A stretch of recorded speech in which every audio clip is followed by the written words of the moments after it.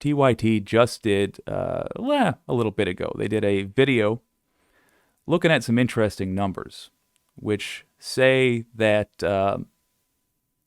millennials and Gen Z are spending more money on luxury goods than you might think.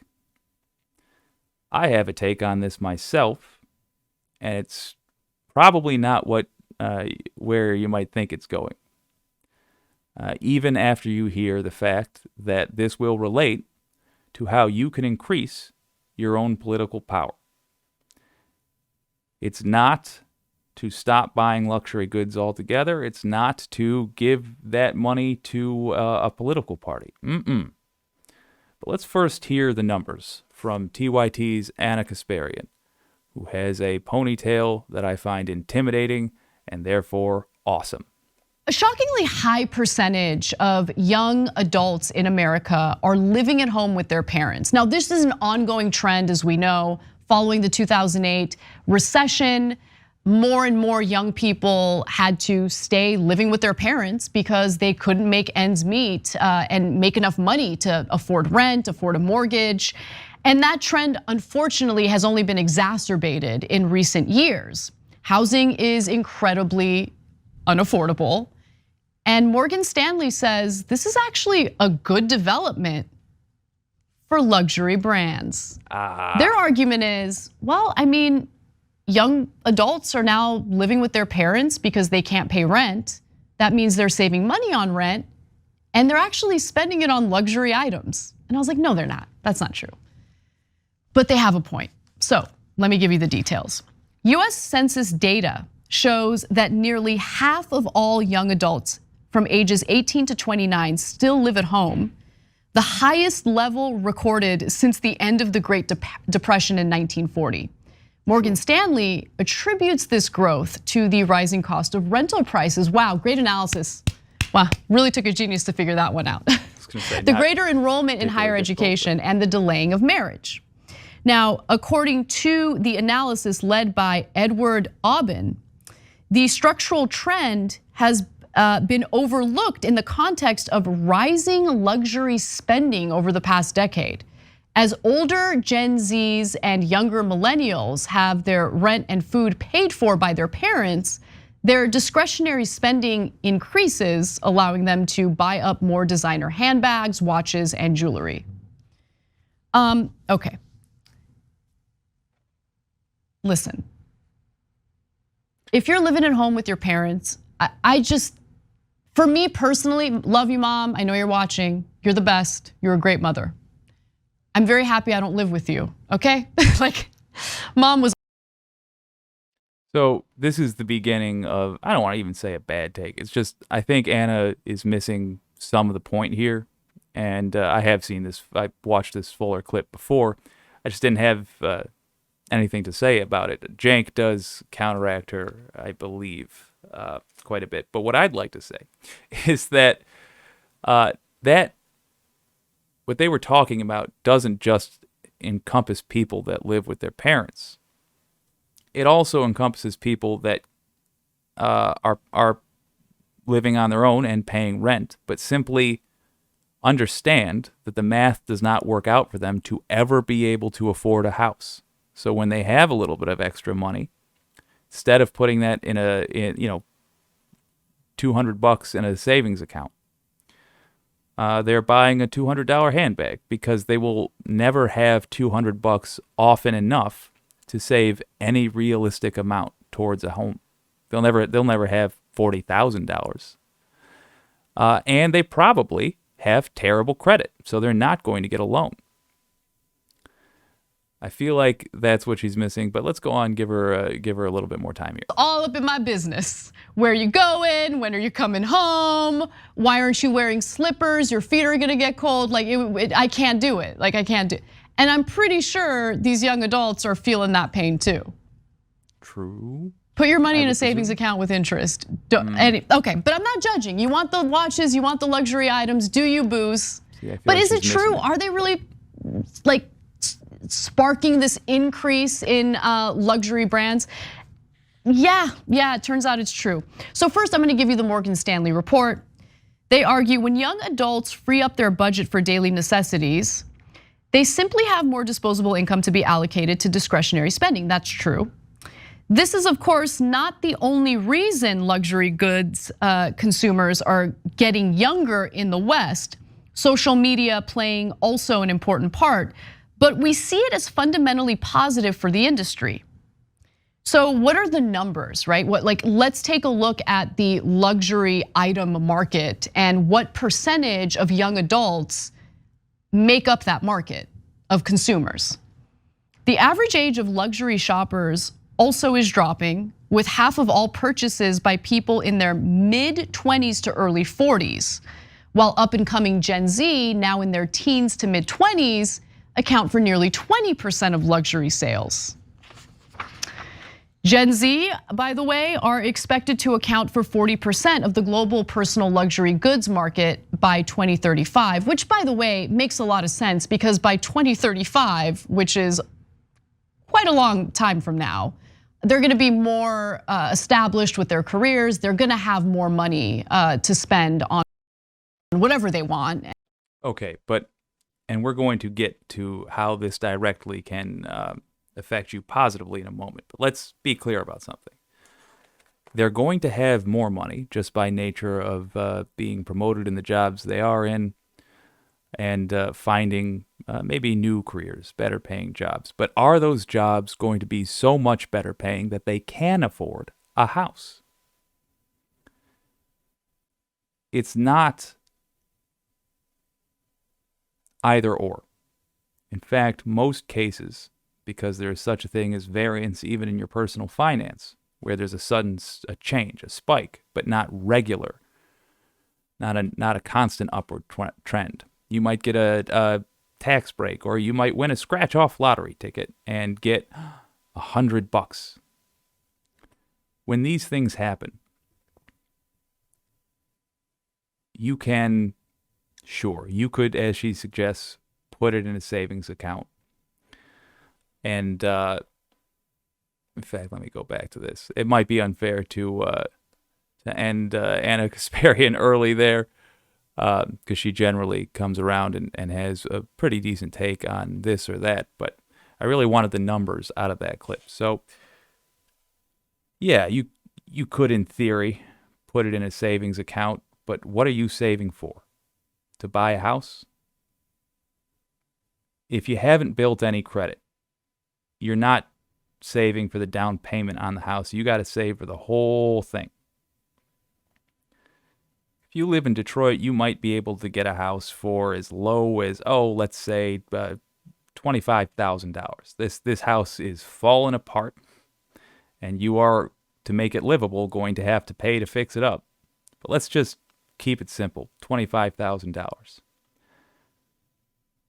That will represent decades of your life if you're only able to save a couple of $100 every few months. Decades of your life. And by the time that's up, it's not going to be worth $25,000 anymore. It's going to be worth double that. So, young people are not frivolously buying these goods. They're buying these goods to get a taste of the American dream that they were promised but don't see. You get a nice handbag while you're walking out on the street. You get to feel for a moment like you're somebody. Then you go home to your parents. You feel that ping of shame. But while you were walking out on the street, you felt good. Okay. Let's talk about how you can build your war chest.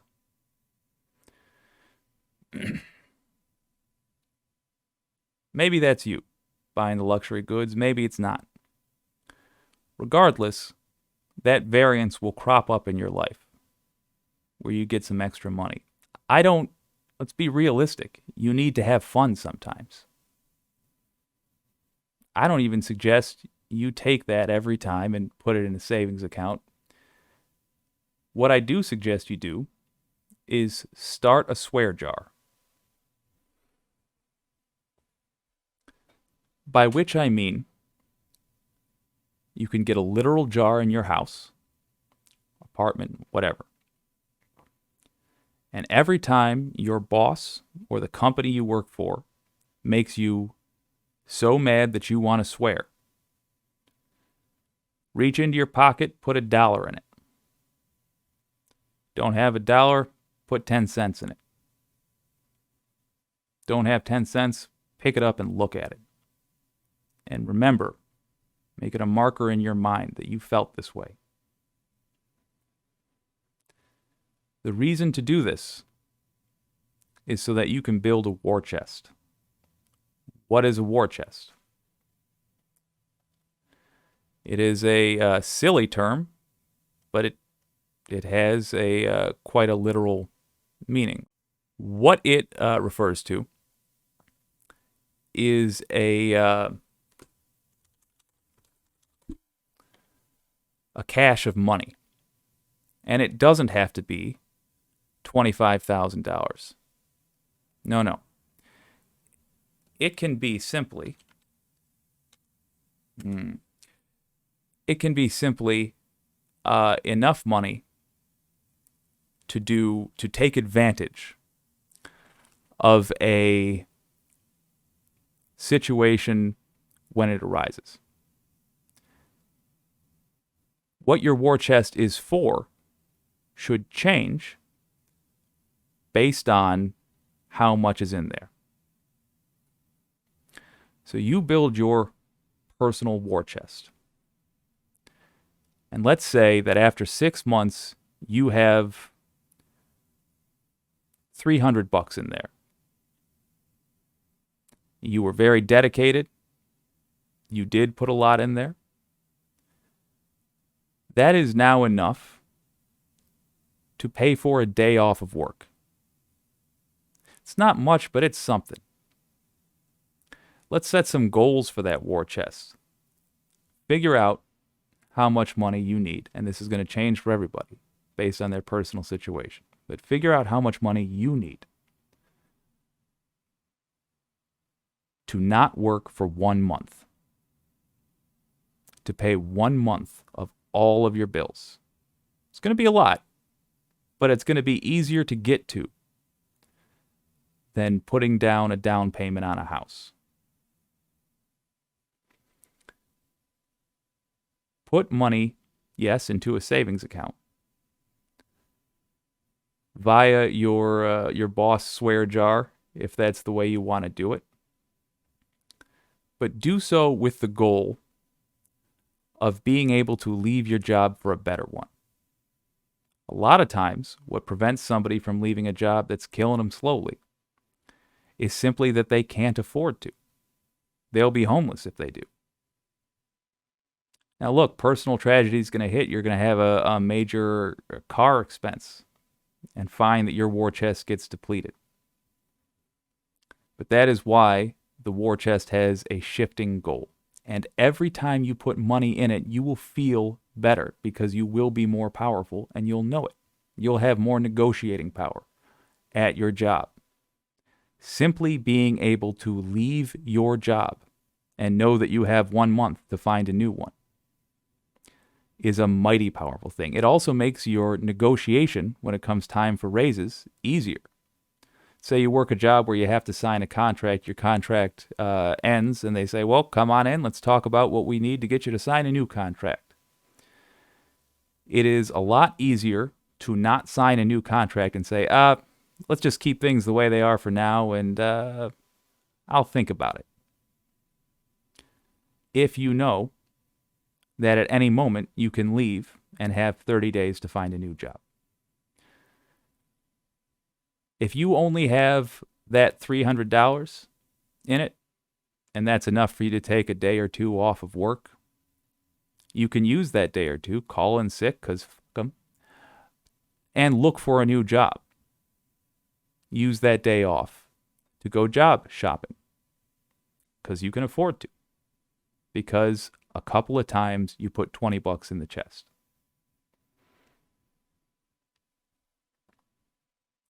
It's treating yourself in the future, and it is a more attainable goal than just buying a new house. It makes you more likely to get a job, which will let you earn money at a rate that will let you buy a house, rather than simply trying to save up for a effing house while you work at a Wendy's.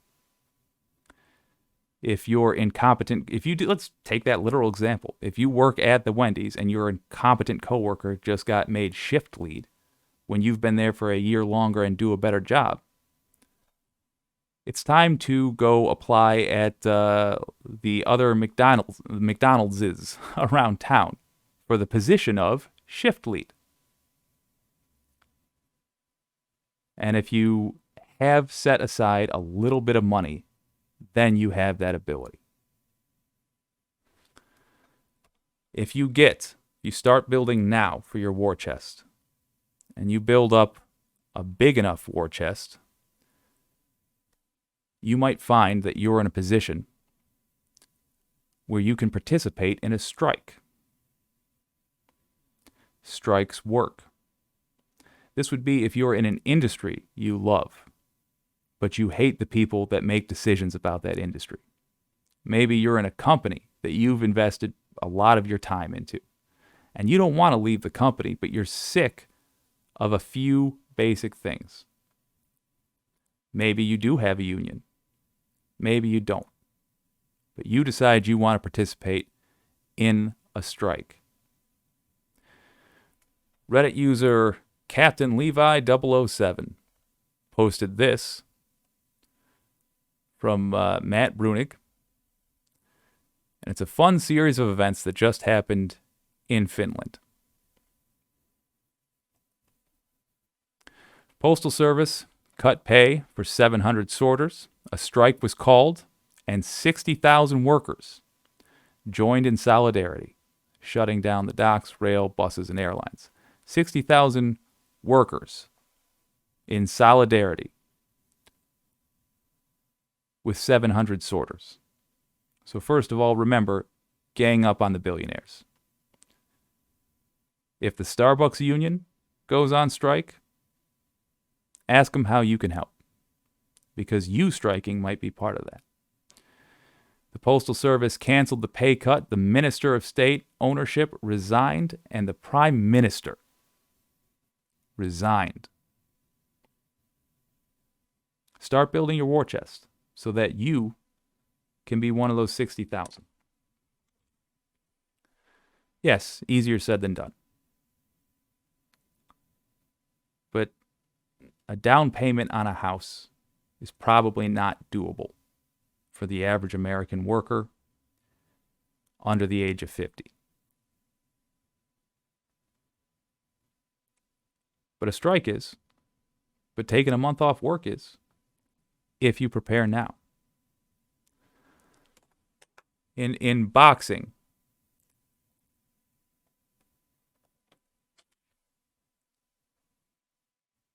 the majority of the punches are not knockout blows.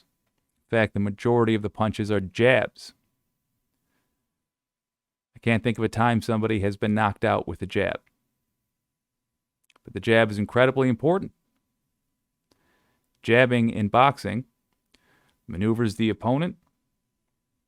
You get points on the cards. It's a way to keep your opponent busy and harried. And it's the most boring punch to talk about. And yet, it's arguably the most important.